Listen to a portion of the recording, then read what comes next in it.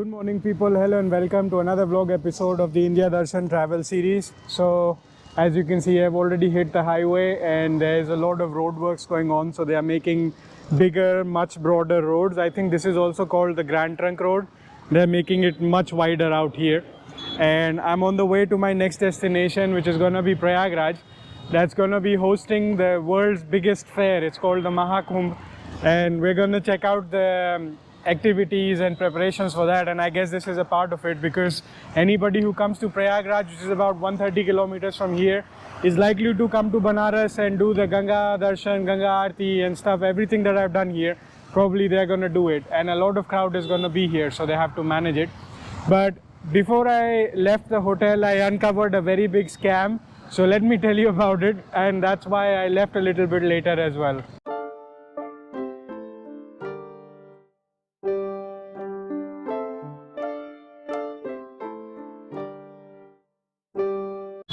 So here's what happened at the hotel. So I was at the Hotel Saffron in Banaras, where I was staying, close to the Godolia Chowk, and they have a basement parking. The thing is, for 30 minutes, if you park, they charge 10 rupees in the morning and apparently 60 rupees or so for night hours. That is typically meant for their adjacent restaurant, which is part of the same complex. Now, if you are a hotel guest, there is a policy that no, they're not going to charge you anything, but the parking people are running their own implicit scam, where they tell you that the multi-level parking next door is charging such and such, which is why they give you a reduced pricing. So to me, they said it would be around 80 rupees per day, and because they are feeling very generous out of their heart, they would reduce it down to 50 rupees per day. So for 3 nights stay, they were charging 150 rupees. I reported this to one of their managers, Manager Deepak, and he said, yeah, it's about 40-50 rupees or so. After further probing, I figured out you're not supposed to pay that parking charge, because you're already paying thousands of rupees for the hotel to be a guest to stay there. So it's supposed to be complimentary parking.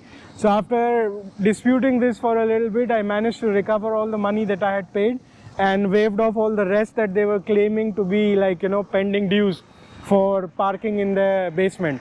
So just be a little bit careful of this kind of scams in the city. I almost fell for it, but I managed to recover from it.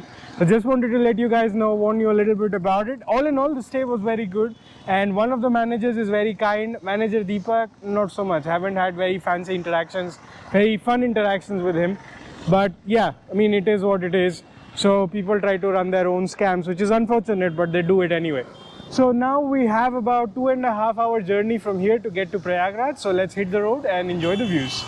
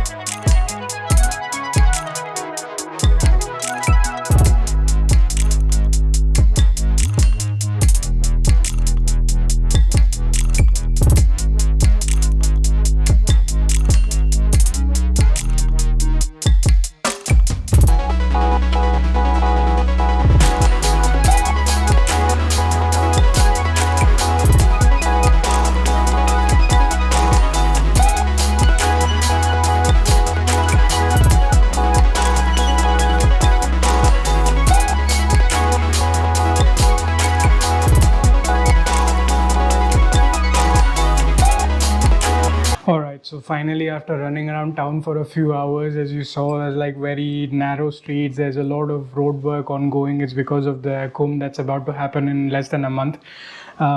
Finally found myself a nice and modest accommodation, so not super fancy, very budget friendly, has the basic needs. So that's pretty much the sleeping and living area, and then this is the entrance, and this is a modest bathroom, so does the job for me. And this is just like a stone throw away from the Prayagraj Junction, so the railway station is just next doors. And here, two things I realized: there's a wild variation in the pricing. The pricing starts from like 500 rupees, goes up to 10-20,000 rupees as well for like super premium stuff. And depending on which locality you are getting the accommodation in, there could be a lot of variance. And the places of interest are a handful, so you can easily wrap them up very quickly no matter where you are. And the reviews, once you read them, it's kind of like very daunting to figure out a good place to stay at. But this is the Hotel Star City. So far the staff has been kind and the accommodation seems to do the job for me, so I'm just going to stay here for a few nights and use this as a chance to explore the city before the actual Kumbh footfall starts to come in, because then it gets very packed, and you know it's going to be a bustling city at that time. But yeah, so gonna settle in and rest for a little bit in the room. I'm not sure if I'm gonna go out today or not, because it's already 4 p.m. Lost quite a lot of daylight trying to hunt for a hotel room. We'll see how things unfold, but I already spoke to the reception about a couple of places of interest, so we're gonna start exploring them once I find a suitable opportunity. The next day. Alright, good afternoon and hello to the previous vlog. Continuing, this is the next day and it's almost 2 p.m. Starting this vlog a little bit late, had some important work to take care of, took some time. Anyway, now we're headed to Sangam, which is the confluence point nearby. It's about 7 kilometers from here, but it's gonna take 20 odd minutes to get there. That should be okay, not too bad. And they say there is a temple out there that you could check out, and then at least that would be like two of the most prominent sites to see in the city before it gets dark. So we're gonna wrap that up and then see what else there is. But yeah, let's get used to the traffic and start exploring the city a little bit now that we are here. There's also traffic jam here, but it doesn't give Lucknow like kind of congestion vibes. And since yesterday I've been trying to experiment with a different kind of laundry service. So you see, as a full-time traveler and someone who's just kind of like carrying a small backpack with limited amount of clothes, laundry is typically a challenge. And unlike Europe, at least in India, I haven't found like a chain of public laundries that you could use on the spot. And typically the ones that tied up with the hotels, they charge you a little bit too much, more so because of the convenience, but also because the prices are for a pair of clothes, such as like a pair of pant and shirt or something like that. But as a backpacker, I typically have a lot of small clothes, so that kind of like is a ridiculous pricing for me. So let's see how that experience goes with that laundry service. So far it has been a little bit tricky because I had to call them multiple times to come and pick it up, but now that the clothes are picked up, I'll wait for the laundry to happen before I can figure out whether that was a good choice or bad. But yeah, somewhere we should find the board sign for Sangam. For now we go straight. Yesterday on the way to the city I started seeing the board sign. So it's like a confluence of 3 different rivers, which is always considered as an auspicious place.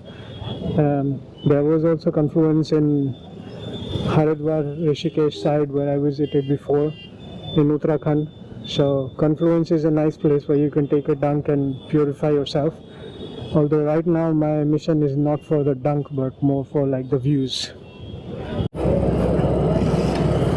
Oh, and one downside of the location of my hotel, because it's just a stone throw away from the railway station, it also means that every time you hear train honks quite frequently throughout the day and night. So if you're not a sound sleeper, you're going to find it hard to sleep. So just keep that in mind. Every time you're staying in a location of a railway station in India, it does get noisy. Although if you want to find a cheaper part of town, that's typically it. From food to accommodation, everything is relatively cheap near the railway station area. From here, we have to figure out a way to turn right.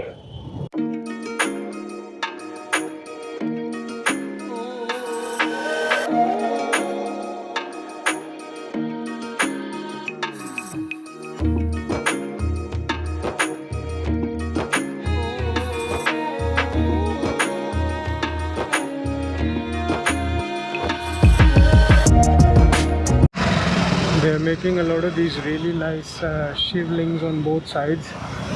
Some have graffitis on them. There's also on the other side. I don't know whether they're going to clear this area afterwards, or is it just going to be there like that in the middle of a park. But yeah, we're on the way to Sangam. There's also a Georgetown out here. Sounds like a very English name. But we're going for the confluence point right now. No distractions.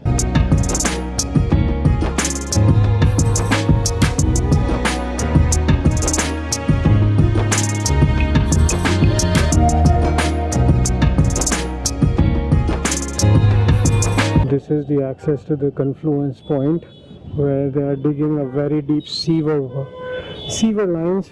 So for the cars, and the area is blocked off. For two-wheelers is one way at a time. Let's see what's the situation. Oh, maybe I should have gone from the other side.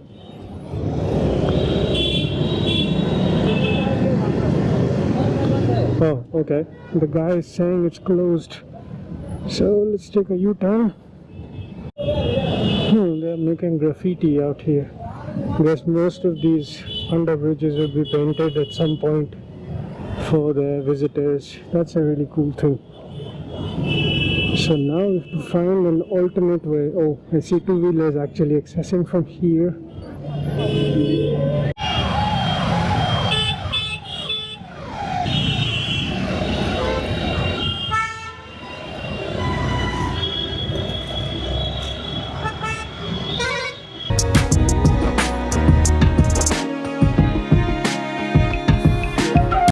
Now it's starting to look a lot like Kumbh preparations. Those colorful tents are being set up as encampments for different groups come to visit here. Somewhere up there should be the Triveni Ghat.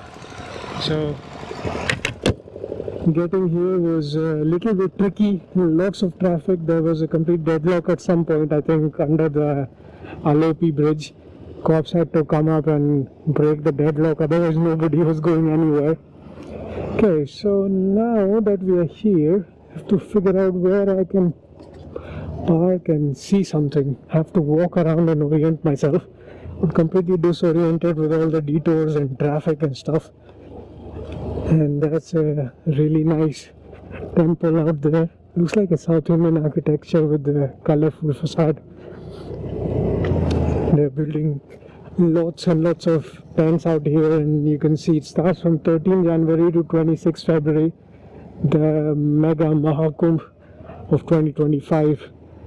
This is gonna be like a record-breaking event with huge attendance and lots of records to be made at the same time.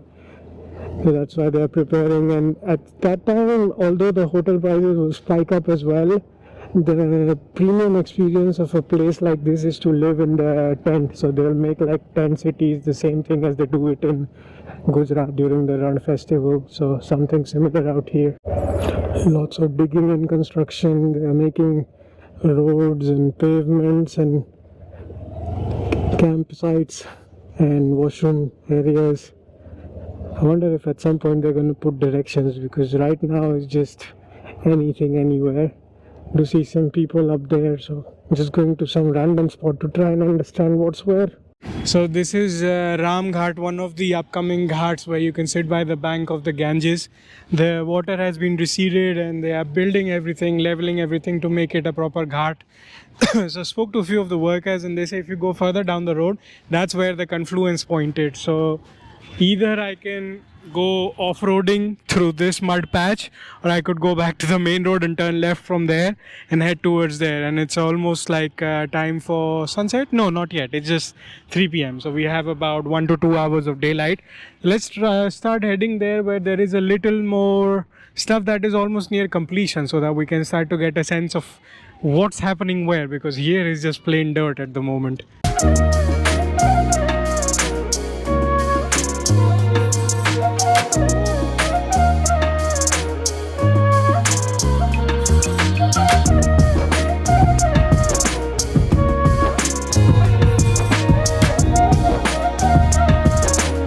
So made it to one of the river banks. This is the banks of Yamuna river.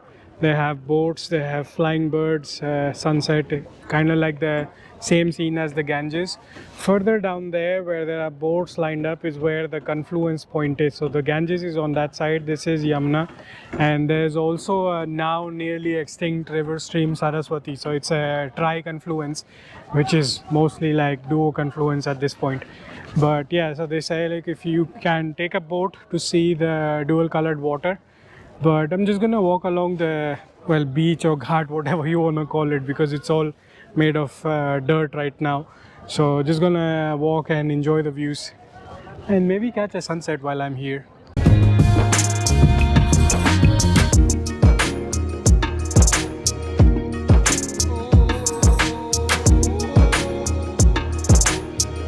So came down to the side with the Ganges. You can see they put like sandbags as a temporary slope to get in, and that's a demarcation because it's a very strong flow. So that's the Ganges. They made a pontoon bridge over there, and this I guess is for the people to dunk in like shallow waters. And then there's a lot of people taking a dunk here, and maybe they're making another bridge to get somewhere from here as well. That's an interesting arrangement. So we're going to spend some time by the Ganges out here and then try and see close we can get to the confluence point from over here.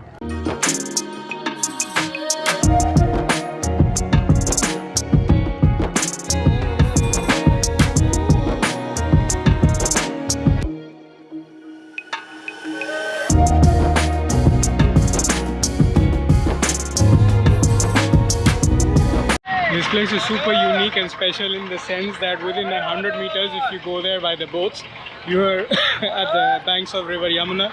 If you come this side, you're at the bank of river Ganges. This is such a unique feeling. And also there is a boating tour of sorts going on here. So you can pay 120 rupees for a shared boat return trip, and you can pay 800 rupees for a private tour. But the guy saw I'm good at negotiating and I'm also a YouTuber.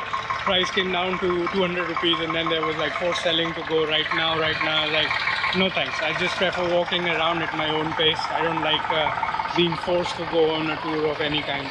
So we're just gonna walk around and try and see how close we can get to the confluence just by being on foot. I don't suppose we can get too far, but doesn't hurt to try.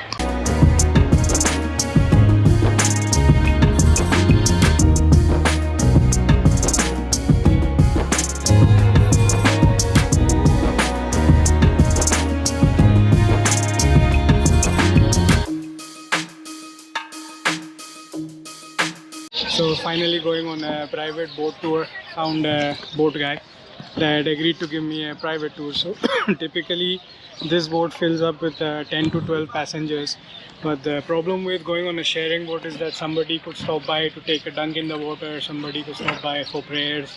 So different people have different needs, which would take up a lot of time. But I want to enjoy the sunset and just, you know, do the to the point kind of cruise my way. I don't want to spend time with others, so that's why I decided to go private. Found a really decent deal. I'll tell you more about it once I get back. But for now we are headed towards the confluence point, and then on the way back we're going to check out a little bit of the sunset, and then we'll be on the way. So really excited. Hope this is a good tour.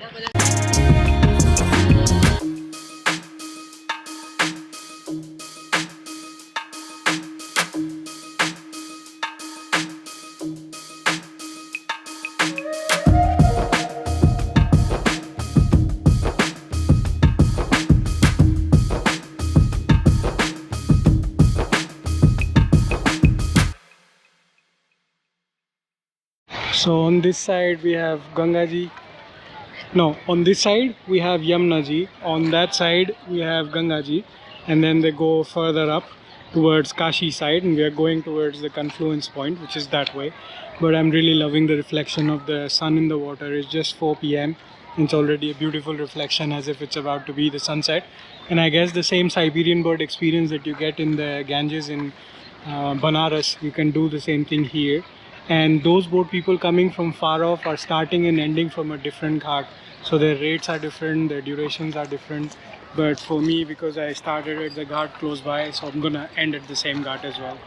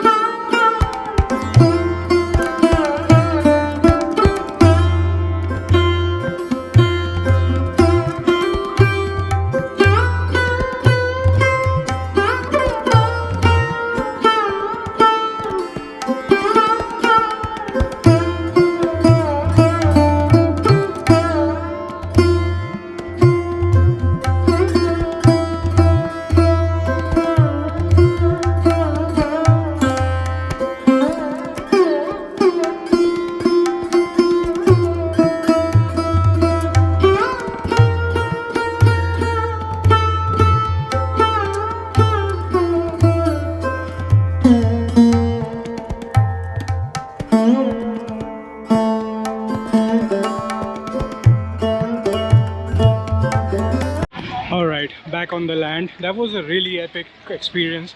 It was like a 20-25 minute short and sweet ride, but the guy did not pester me at all. We fixed on a price of 150 rupees for the ride, and I told him to take a slight detour to get closer to where the sun was reflecting over the surface of the water, and he agreed to it. We came back, I paid, no questions asked. And the best part of this experience was they take you close to where the boats are lined up. In the middle of 4 boats, they have like a special place where people are taking a dunk. It's 30 rupees for one dip, and you can only take one dip and stand up immediately. And the rest of the places, the water is at least 50 feet deep. The place where I was standing in the water was miraculously very shallow in the middle of deep water. I was really amazed at what nature could do. Anyways, now I'm headed to one of an ancient Hanumanji temple. This is by far the only temple I know where Hanumanji is in a sleeping pose. So that's going to be my next stop for the day. There's also a fort here, but I think the fort is closed, and they're doing all of these preparations at excessive pace because in 3 to 4 days from now, the Honorable Prime Minister is coming here to check the preparations for the actual Maha Kumbh. That's why everything is in like 10x the actual pace now. Anyways, let's head to the temple next.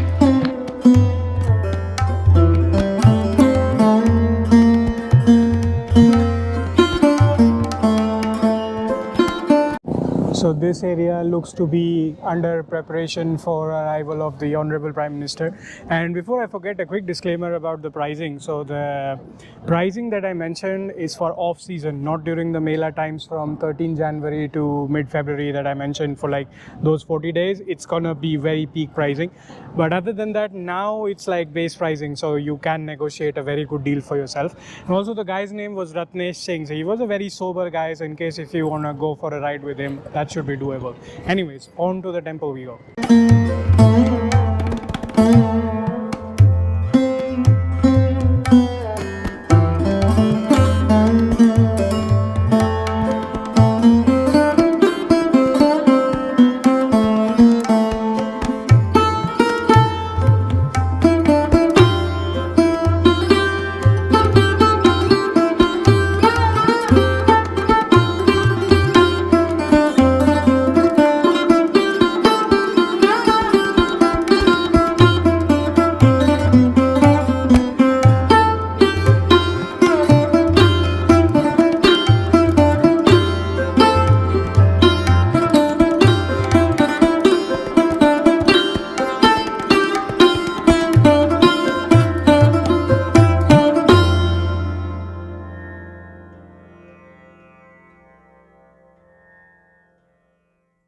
Alright, just got done with the darshan, even got the prasad. It was a very, very peaceful darshan despite this being deep down. So you have to go kind of like in the basement to meet Hanumanji.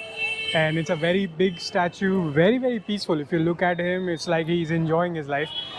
So one of a kind, as I mentioned. And everything is dug up around here, so parking is a challenge, keeping your footwear is a challenge, but they are building a very fancy corridor, so sometime soon this will all come together and it would be very nice and peaceful. So I've been to the Sangam, I've been to the prominent Hanuman temple. Other than that, I was told there is also the Khusro Bagh somewhere close to the hotel, which I will try and do in the next vlog depending on when I get the laundry. So I'm not really sure if I'm here for one more day or a couple of hours or whatever. We'll see, we'll cover that. It's just a simple bug, so not a big thing. Just gonna end this vlog right here with a peaceful darshan of the Hanuman temple. I'll see you again in another episode of the India Darshan travel series, and I'll share the review of the laundry service in an upcoming vlog once I receive the laundry. Until then, this is the Rustic Wanderer signing off. See you again the next time.